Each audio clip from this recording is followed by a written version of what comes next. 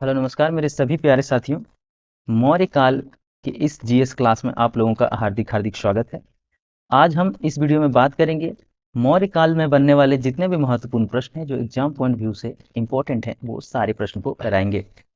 तो उन सभी प्रश्नों को जानने से पहले हम लोग जान लें कि मौर्य काल कहाँ से शुरू हुआ। अगर शुरू हुआ तो ये आया कैसे, मतलब इतिहास के पिछले पन्नों पे हम लोग जाके देखते हैं कि इतिहास, हमारा भारतीय इतिहास शुरू कैसे हुआ। तो शुरू शुरू में लोग जंगलों में रहते थे। जंगलों से लोग समाज बनाकर रहने लगे, कबीला में रहने लगे, ग्रुप में रहने लगे। तो कुछ लोगों के बीच झगड़ा होने लगा। लोगों के पास ऐसी समस्याएं आने लगी जो आम लोगों से सॉल्व नहीं हो सकता था। तो जरूरत पड़ा एक राजा का, और उसी राजा की खोज में जो है वो महाजनपदों का उदय हो गया।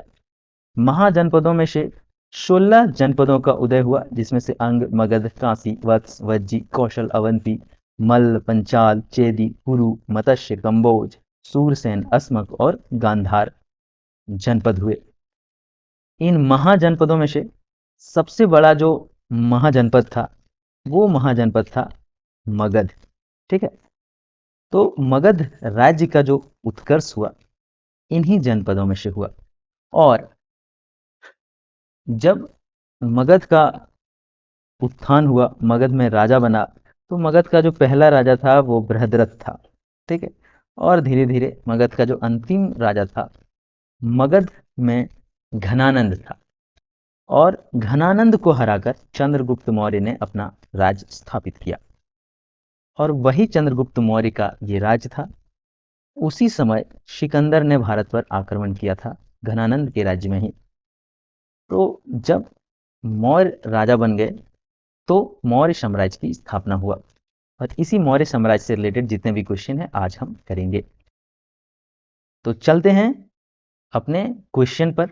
उससे पहले जान लें कि मौर्य साम्राज्य के संस्थापक चंद्रगुप्त मौर्य हैं, उसके बेटे का नाम बिंदुसार है और उनके बेटे का नाम अशोक है। ये तीन प्रतापी राजा हुए हैं मौर्य वंश में। चलते हैं महत्वपूर्ण क्वेश्चन की ओर। पहला प्रश्न है, मेगास्थनीज ने भारतीय समाज को कितनी श्रेणियों में विभाजित किया है। तो मेगास्थनीज जो थे वो सिकंदर के एक सेनापति सेल्यूकस नाइकेटर था।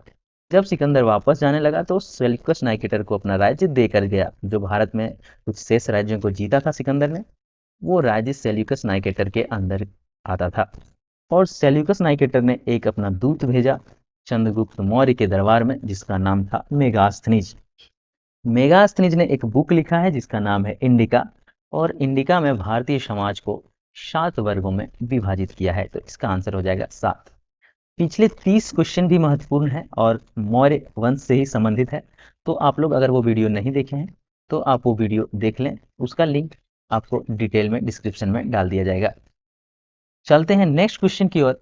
कौटिल्य के अर्थशास्त्र में किस पहलू पर प्रकाश डाला गया था। तो कौटिल्य ने जो अर्थशास्त्र लिखा है वो राजनीतिक नीतियों पर प्रकाश डाला गया है। अगला महत्वपूर्ण प्रश्न है, निम्न में से कौन सा क्षेत्र अशोक के साम्राज्य में सम्मिलित नहीं था। तो श्रीलंका अशोक के साम्राज्य में सम्मिलित नहीं था। अफगानिस्तान था, बिहार था, कलिंग था, लेकिन श्रीलंका नहीं था। अगला महत्वपूर्ण प्रश्न, पाटलिपुत्र को किस शासक ने सर्वप्रथम अपनी राजधानी बनाई। तो चंद्रगुप्त मौर्य ने बनाया था। अगला महत्वपूर्ण प्रश्न है, पाटलिपुत्र में स्थित चंद्रगुप्त का महल मुख्यतः क्या चीज से बना था। तो लकड़ियों से बना था। इंडिका में मेगास्थनीज ने लिखा है कि जो राजा का जो महल था वो काठ से बना हुआ था। पाटलिपुत्र के बारे में उन्होंने लिखा है कि विशाल प्राचीर से घिरा हुआ था। इसमें 570 बुर्ज और 64 द्वार हैं। 2 और 3 मंजिले वाले घर लकड़ी और कच्ची ईंटों से बने हैं। राजा का महल भी काठ का बना है, जिसे पत्थर की नक्काशी से अलंकृत किया गया है। यानी कि ये चीज लिखा है किसने, मेगास्थनीज ने अपने बुक इंडिका में। अगला महत्वपूर्ण प्रश्न है, प्रथम भारतीय साम्राज्य स्थापित किया गया किसके द्वारा। तो चंद्रगुप्त मौर्य के द्वारा। यानी कि चंद्रगुप्त मौर्य से पहले जो भी राजा हुए हैं वो पूरी भारत में अपने राज्य को स्थापित नहीं कर पाया था। तो अगर भारत में पहला भारतीय और हिंदू राजा का बात करें तो चंद्रगुप्त मौर्य ही था। उन्होंने पूरे भारत को एक सूत्र में बांधा, पूरे भारत को अपने राज्य में समाहित किया। अगला महत्वपूर्ण प्रश्न है, किस अभिलेख से यह साबित होता है कि चंद्रगुप्त का प्रभाव पश्चिमी भारत तक फैला हुआ था। तो रुद्रदामन का जूनागढ़ अभिलेख में ये लिखा गया है कि चंद्रगुप्त का जो प्रभाव था वो पश्चिमी भारत तक फैला हुआ था, और पश्चिमी भारत अभी के अफगानिस्तान है। नेक्स्ट क्वेश्चन है, केवल वह स्तंभ जिसमें अशोक ने स्वयं को मगध का सम्राट बताया, वो कौन सा स्तंभ लेख है? तो भाब्रू स्तंभ लेख है। अगला महत्वपूर्ण प्रश्न है कि मिलान करना है। चंद्रगुप्त मौर्य को सेंड्रोकॉटस कहा था, ठीक है। चंद्रगुप्त मौर्य को सेंड्रोकॉटस किसने कहा था? तो जस्टिन ने कहा था, ठीक है। अगला है कि बिंदुसार को क्या कहा गया था? तो बिंदुसार को अमित्रघात कहा जाता है। अमित्रघात का अर्थ है शत्रु विनाशक, यानी कि जो शत्रुओं का विनाश करता था उसका नाम है बिंदुसार। अशोक का नाम था देव नाम प्रियदर्शी या प्रियदर्शी, तो सी का 1 हो जाएगा।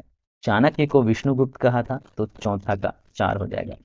तो ए का 2, 2 का 3, 1 का 2, 2 का 3, 3 का 1 और चौथा का 4, आंसर हो जाएगा सी। कूट में आंसर सी होगा। अगला महत्वपूर्ण प्रश्न है, देखिए, कलिंग युद्ध की विजय तथा क्षत्रियों का वर्णन अशोक के किस शिलालेख में है?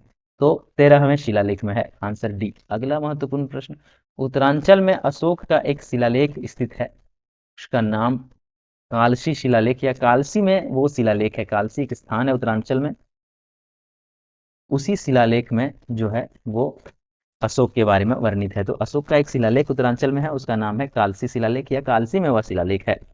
अगला महत्वपूर्ण प्रश्न है, सांची का स्तूप किसने बनवाया? तो सांची का स्तूप जो है वो अशोक ने बनवाया था, ठीक है।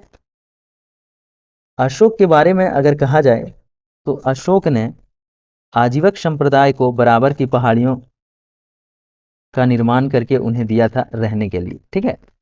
और कहा जाता है कि अशोक ने बौद्ध धर्म के प्रचार के लिए अपने पुत्र महेंद्र एवं पुत्री संघमित्रा को श्रीलंका भेजा, और बौद्ध परंपरा और उनके लिपियों के अनुसार अशोक ने 84,000 स्तूपों का निर्माण कराया था। बौद्ध का जो मठ, जो मंदिर बनता है उसे स्तूप कहा जाता है। तो 84,000 स्तूपों का निर्माण कराया था अशोक ने, और उन्हीं में से एक है सांची का स्तूप। अगला महत्वपूर्ण प्रश्न देखिए, अशोक के शिलालेख को पढ़ने वाला प्रथम अंग्रेज कौन था? तो पढ़ने वाला प्रथम अंग्रेज था जेम्स प्रिंसे, ठीक है। अशोक के शिलालेख की खोज 1750 ईस्वी में पाद्रेटी फैनथेलर ने की। इनकी संख्या 14 है। अशोक के अभिलेख पढ़ने में सबसे पहली सफलता 1837 ईस्वी में जेम्स प्रिंसेप को मिला था, ठीक है। चलते हैं अगले प्रश्न की ओर। कलिंग का युद्ध विजय क्षत्रियों की वर्णन अशोक के किस शिलालेख में है? तो ये डी हो जाएगा, 13वां शिलालेख। अगला महत्वपूर्ण प्रश्न है कि प्रसिद्ध यूनानी राजदूत मेगास्थनीज भारत में किसके दरबार में आए थे? तो मेगास्थनीज जो है वो चंद्रगुप्त मौर्य के दरबार में आया था, जिन्होंने इंडिका लिखा है। अगला महत्वपूर्ण प्रश्न, चंद्रगुप्त मौर्य ने शैल्यूकस को कब पराजित किया? तो चंद्रगुप्त मौर्य ने शैल्यूकस को कब पराजित किया था? 305 ईस्वी पूर्व में। अगला महत्वपूर्ण प्रश्न है, निम्नलिखित में से कौन सा राजा प्रायः जनता के संपर्क में रहता था? तो अशोक हमेशा जनता के संपर्क में रहता था, ठीक है। उन्होंने आदेश निकाला था अशोक ने कि चाहे किसी भी हाल में हो, ठीक है, लेकिन राज्य के जितने भी मंत्री हो वो जनता की संपर्क में रहेंगे, ठीक है। अगला महत्वपूर्ण प्रश्न है, अशोक ने 261 ईस्वी पूर्व में कलिंग को जीतने के बाद क्या किया? अपने राज्य की सीमा बढ़ाई, या विश्व विजय के लिए निकल पड़ा, या भारी रक्तपात देखकर युद्ध की नीति को सदा के लिए त्याग दिया? तो इसका आंसर हो जाएगा सी। इतनी भारी रक्तपात देखा कि इन्होंने बौद्ध धर्म अपना लिया और युद्ध की नीति को ही त्याग दिया, ठीक है। तो उन्होंने क्या किया? युद्ध की नीति को ही त्याग दिया।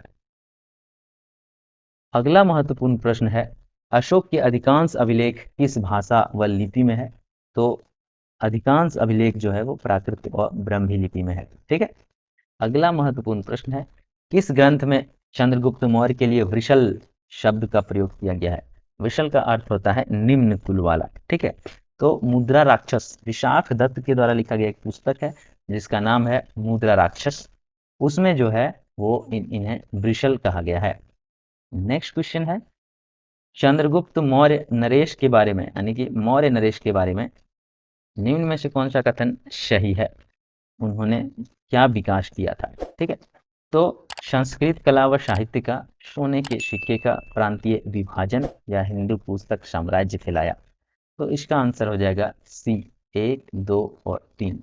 ठीक है, संस्कृत कला व साहित्य का विकास किया, सोने के सिक्के। अच्छा, इसका आंसर हो जाएगा डी, 1, 3 और 4। इन्होंने सोने के सिक्के नहीं बनवाए, प्रांतीय विभाजन किया और हिंदू कुश पर्वत तक अपना साम्राज्य को फैलाया। अगला महत्वपूर्ण प्रश्न है, देखिए ये कथन है कि अशोक ने कलिंग को मौर्य साम्राज्य में जोड़ लिया, और कारण, कलिंग दक्षिण भारत को आने वाला स्थलीय एवं समुद्री मार्ग को नियंत्रित करता था। दोनों सही है, ए और आर दोनों सही है। और आर का सही व्याख्या, यानी कि अशोक ने कलिंग से इसलिए युद्ध किया था क्योंकि कलिंग अभी के उड़ीसा में है, और उड़ीसा में आपको पता होगा चिल्का झील है, यानी कि समुद्र से सटा हुआ ये राज्य है। तो समुद्री मार्ग और स्थलीय मार्ग जो दक्षिण से आता था, दक्षिण राज्यों से, उनके बीच पड़ता था ये कलिंग राज्य, और इसे राज करने में डिस्टर्ब करता था। इसीलिए कलिंग युद्ध किया था अशोक ने, राजा खारवेल के साथ इनका युद्ध हुआ था। तो दोनों ही कथन और कारण दोनों सही है। अगला महत्वपूर्ण प्रश्न है, अशोक के जो शिलालेख संगम राज्य के बारे में हमें बताता है, उनमें से शामिल है, उनमें से शामिल कौन कौन सा है? तो दूसरा और 13वां। ठीक है, दूसरा और 13वां शिलालेख जो है वो क्या बताता है? संगम राज्य के बारे में। ये संगम राज्य क्या है? तो संगम राज्य है दक्षिण भारत का एक वंश है, संगम वंश, और वहां के राज्य के बारे में वर्णन कराता है। अगला महत्वपूर्ण प्रश्न की ओर चलते हैं। तो कथन है, अशोक के राज्यादेश के अनुसार धार्मिक निष्ठा की अपेक्षा जनता के मध्य सामाजिक समरसता अधिक महत्वपूर्ण है। कथन है, कारण, उनके धर्म संवर्धन के स्थान पर समता के विचारों का प्रसार किया। इसका भी आंसर कथन और कारण दोनों सही है, तथा आर और ए की सही व्याख्या करता है। चलते हैं अगला महत्वपूर्ण प्रश्न की ओर।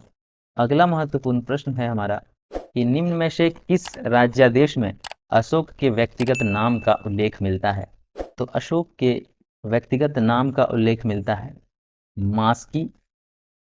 ठीक है, मास्की जो अभिलेख है, मास्की में जो राज्यादेश उन्होंने निकाला था, वहां पे अशोक के व्यक्तिगत नाम का उल्लेख मिलता है, यानी कि इसमें अशोक लिखा हुआ मिलता है।